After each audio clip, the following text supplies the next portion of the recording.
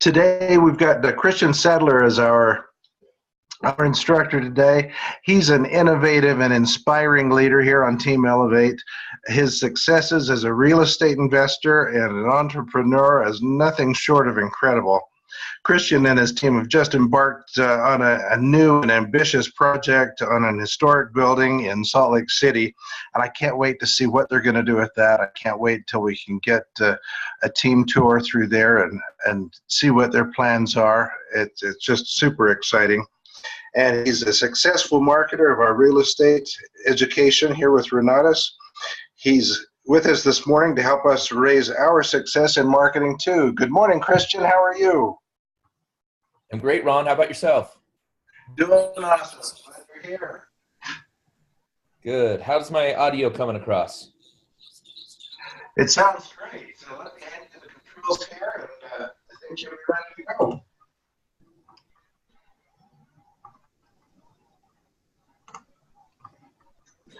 All right, perfect. Thank you for switching that over. And Ron, thank you so much for everything that you do. You are somebody that is just stepping up to the plate and serving this community and leading by example in being very consistent efforts there. So just really appreciate that. Sounds like we have a few people off of mute. So I'm just going to give a call right now. I'm going to give you guys about 10 seconds to check your screen and find out, are you off of mute? And if you are, you can just do us all a favor and make sure you put yourself on to mute. That's going to be super helpful for everybody. Again, this is a call for anybody that's on the line, even if you're, busy doing something else. I'm just going to give you about 10 seconds right now. Look at your phone, look at your device, and do us a favor, hit yourself out if you're on the call. And then if we open it up, feel free to take yourself off of mute and engage in the call that way. So again, I'm going to give you about 10 seconds right now to check your audio and make sure that you are on mute.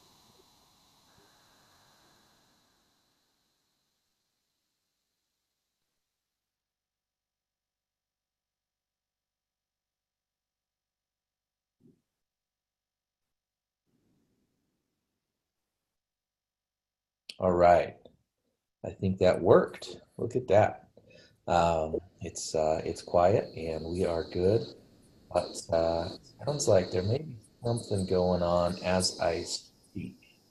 So let me see, folks, if I can switch this up a little bit. That might.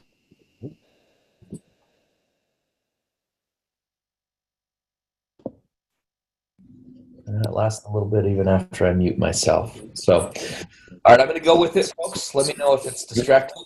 And again, do me a favor, put yourself on mute if you can. All right, see if that's any better. Okay, somebody put a chat in the chat box if you could. Let me know how the sound's coming across to everybody else out there. Because I'm still getting a little bit of feedback. It sounds like somebody is off mute and has their speaker phones on very loud where it's picking up on the other side. But somebody just send me a chat. Let me know how the audio is coming across. All right, Ryan says we're good. Daryl says we're good. Crete says we're good. We're going to go with it then. Thank you, guys. Thank you. All right.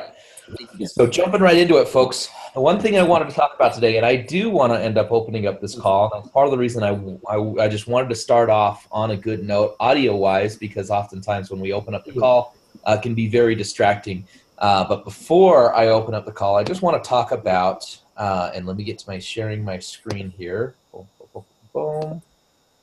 And we are going to switch over to the whiteboard. I'm going to go over and I'm going to talk about an acronym that we've used very often. Okay. Well, that didn't work exactly like I expected it to. All right, let me get rid of that and share the whiteboard again. And take the eraser. And you guys are going to know this acronym.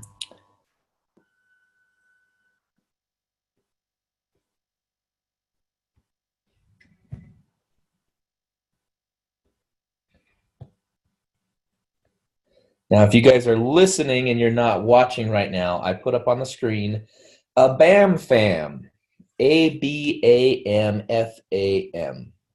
a BAM fam. Always book a meeting from a meeting. Most of you have heard this before, right? Always book a meeting from a meeting. And it's such an important concept here, right? Such an important concept to always book a meeting from a meeting. In fact, as you get good, right, as you get really good at this, you're actually going to book 2 meetings ahead, okay? Always book a meeting from a meeting. So I'm going to give you an example with, following the example that I gave last week, actually. So if you guys remember, last week I was going over the double commitment, right? And I was showing the importance of the double commitment and why you should never accept somebody saying they're going to come as a commitment until they've actually committed that they're going to come. And so I showed you the conversation with Brandon, and Brandon had reached out to me off of Facebook, right? He had seen a comment on a group. He followed over to my profile. He saw a Facebook Live video, and he started asking questions, right? And through that, Brandon, real sharp dude, he's been looking to get into real estate for a while. I asked him a lot of questions. I turned the conversation back to him, and after answering a few questions, figuring out this could be a fit, I said, I suggest you come down and meet our group, see what we're all about. And then I double committed him, right? I said, is there anything that you need to check on before I reserve you a seat? And he said, yes, actually, give me about an hour. Let me make sure. And then he responded back the next day. He said, I'm good for Thursday. And that's when I gave him the information. So I don't even give the address. I don't even give the information of where they're coming. I give the generals, right? I say we're going to be in Sandy, for example, here in Utah, right? We're going to be in Sandy off of 90th South. We're going to be in Sandy off 106 South. But I don't give them the actual address until I have gotten a commitment. And when I say commitment, I mean a double commitment, because I want to know for sure that they're going to be there. So Brandon, after he was scheduled to be there and came on Thursday, then I booked him for the next 2 appointments, right? I booked him for the next 2 appointments. I scheduled him and I said, okay, well, I shouldn't say that I did, because Mitch did a phenomenal job at the front of the room, closing the room to come back on Friday. But when I had the conversation with him at the back of the room as he was signing up to get his book and to come back on Friday, I had the conversation and we talked about, so you're coming tomorrow, right? Yes, absolutely. Okay, perfect. And when you get there tomorrow, we'll schedule a time to sit down one-on-one in my office and talk about your personal situation. So I booked him for 2 appointments, right? I not only booked a meeting from a meeting, I booked and planned 2 meetings from the meeting. And so that way, when he came down on Friday, we talked about, and he already had it in his mind that he was going to be booking his appointment to sit down with me at my office. And then we sat down at my office on Monday. And by that time, folks, we have a system that works so well. I was actually in such a rush. Like Mondays, I try not to really schedule many follow-ups or things on Mondays, because I always have so much going on. And in this particular scenario, I actually had committed to be on the success webinar, and I had completely spaced it. So as Brandon showed up, I got a call about my slides. Hey, are you ready for the success webinar in an hour? Or actually, it was 50 minutes. So here I am. I've got a follow-up that just came in. I'm supposed to be on the webinar in 50 minutes. I haven't created any slides yet, but luckily, we have a system that's already in place, and it walks people through the process. So I simply had a quick conversation with him. He wanted to know how he can make money now, right? He's like, what is the fastest path to money? And I said, well, that's the referral side of our business. We haven't talked about that. Is that something that you would be interested in? You can actually get paid by referring people to the education. He said, yes. I went through the fastest comp plan ever. I just went through, here is, if you follow this path, this is the fastest way to, to $10,000. And this is how you can build a team. And this is how you get compensated for doing so. He liked it. Great. Okay, perfect. And I had left my computer at my business partner's house. So I called my business partner and said, hey, can you bring my computer to me? And while I was doing that, I turned Brandon's computer to him, and I just said, and I just went to my business center, and I went to enter an order. I pulled up the order form, and I turned the computer to him. Let him fill out his information. Let him, put that in. And then, well, actually, I guess I did that while I was getting the call from the team about about the success webinar. And then, as I was doing that call with Steve, I pulled up the education order. I said, we're going to put your education in order in now, and then we're going to, find your funding, based on this strategy that you already have from Friday. Okay, perfect. I turned the computer to him, had the conversation with my business partner. He brought my computer over. We finished that conversation, and I brought him to elevateyourinvesting.com. I said, I want you to start with this website, and we're going to meet on Wednesday evening, and we're going to meet on Thursday evening. Can you make both of those? Yes, I can. Okay, great. Turn that to him. He was already set to go through Get Funded Online, which he did. And, we got the information. In fact, he did the Get Funded Online before he even came to the follow-up. Again, we have a system here, right? And that system will lead people through this process if you use it. So that's what he did. He went on to Get Funded Online prior to, so I already knew that he was starting the funding process. We entered his order in. He ended up being approved for UGA. So what I did was I had the next step already in my mind. You guys want to get good. You want to become experts at guiding people through the funding process. So because his credit was where it was, I knew that, or I felt like anyways, that Get Funded Online was the first place I wanted to start. I wanted to see what they could do for him. When they approved him for UGA, I knew that I needed to go to my local sources, right? I knew that people oftentimes have a better chance of getting approved if they go into a local bank or credit union. And specifically here in Utah, we have a lot of success with our credit unions. So I said, okay, here's the next step. We need to get $4,000 for you. And, I've got some ideas for you. I'm sure you have some banking relationships. So do I. Do you want to use yours or mine? He said, I don't know. I guess both. I said, okay, perfect. So what, who do you bank with right now? Do you have any relationships with local credit unions? Yes, I do. I've had a local credit union that I had a car loan through. I have another local credit union that I have been a member for over a year, and I have a $2,000 credit card with them. And so we just set up a plan. He went to his credit union and asked them to raise the limit on his credit card. He went to Mountain America Credit Union, who is a credit union that we've built some relationships, and I just gave him kind of some suggestion that people have had success utilizing them. And then he went to the third credit union. And so we put in his order and we switched it over to a financed order. And then he went and got access to an additional $15,000 in funding. So between that and his savings, he's going to be able to, before the 7 days is even up, we're going to be able to switch his order back over to a cash order. So always booking a meeting from a meeting, and specifically you just want to have a process in your mind that you take people through, right? And it's always going to be, for the most part, it's always going to be the same process, right? You want to have a process that you take people through. And so I want to open up the question, or I want to open up the line to questions about the process and how I can help you guys in designing a process for what you're doing, because every process is going to be a little bit different, right? If you're like Mike Adams, where you do almost everything online, you're going to have an online process. If you are, somebody like Mitch Nelson, he is somebody that he's made over $400,000 last year in one county of Utah. And so he has a process, obviously, that is very one-on-one, or I shouldn't say one-on-one. It is very live event focused. So let me just clear this screen if I could.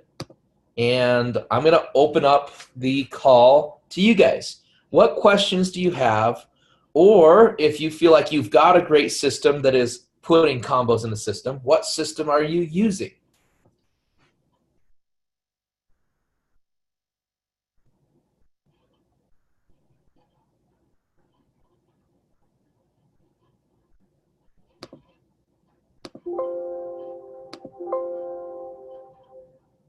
And again, folks, I'm opening up the call to you. Feel free. This is your chance. Come on out. What questions do you have about the flow and about the process? Or what tips do you have that have been working really well for you? And when I say working really well, I mean they've produced combos in your business center.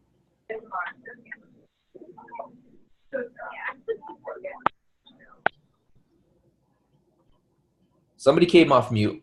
I know you want to talk. Come on out.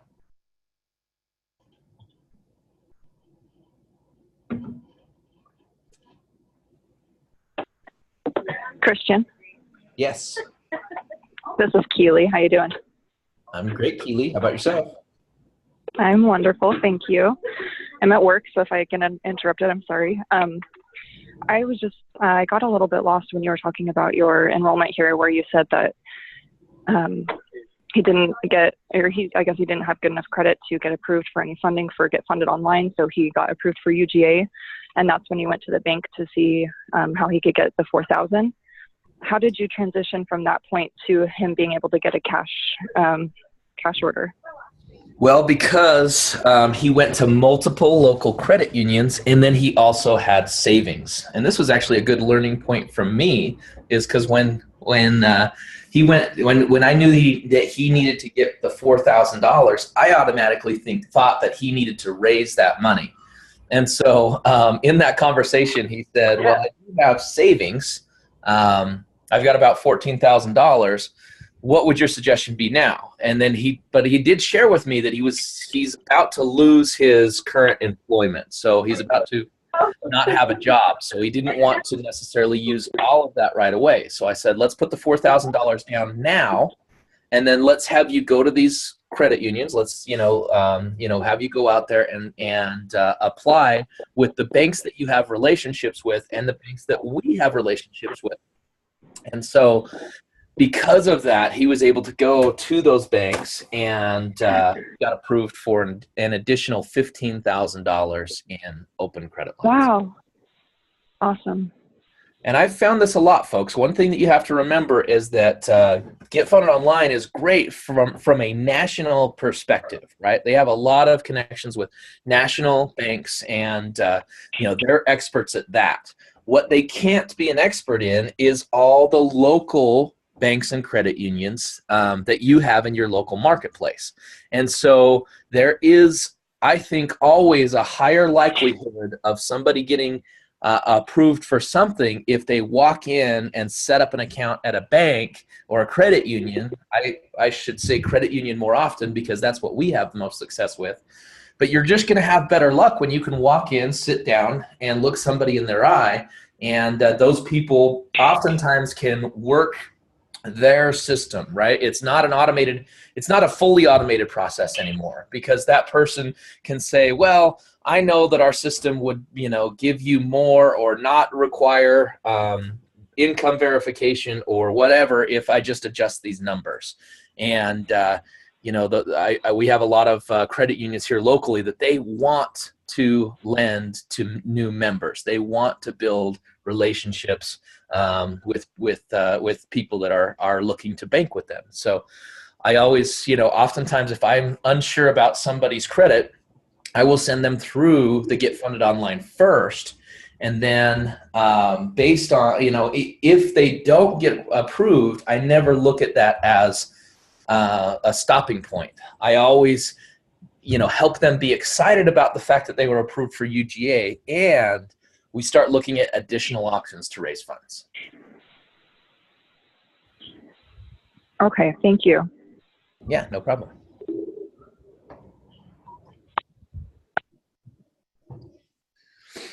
And this does bring up a point, folks, and I think I said it, but I'm going to say it again. You've got to know your system. You got to network with people who are funding orders and find out what banks are using. How are you getting people funded? Start building relationships with local banks and credit unions. Find out what they like, what they specialize in. And if you can find a way that they can get that type of business, they will also reciprocate by getting you the type of business that you want. So for example, we know with Mountain America Credit Union, they love to give car loans, and they're really good at it. They get really good rates. And so they know that if we send somebody in there and that person mentions Renatus, then they're going to do everything they can to get them as much as possible on a unsecured credit line, right? And they're going to attach it to a bank account without fees for using the overdraft, because these people are going to start utilizing velocity banking. We've kind of trained some of the staff to understand that this is what we want. And then what they do is at the end of it, they say, do you have an auto loan right now that you want to look at saving money on? They actually saved me over, what was it? I think it was over $170 a month on my own auto loan that I already had by refinancing with them.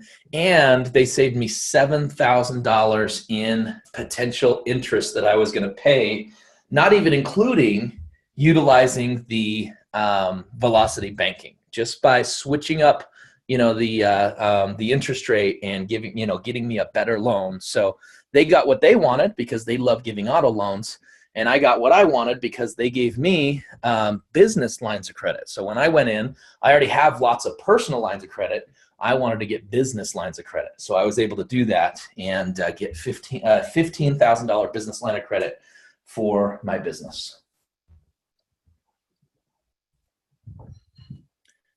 So build those relationships, folks. All right, I got to jump off this call. Technically, I could probably stay on here for about 3 more minutes. So does anybody have one final question or tip that they would like to bring to the call?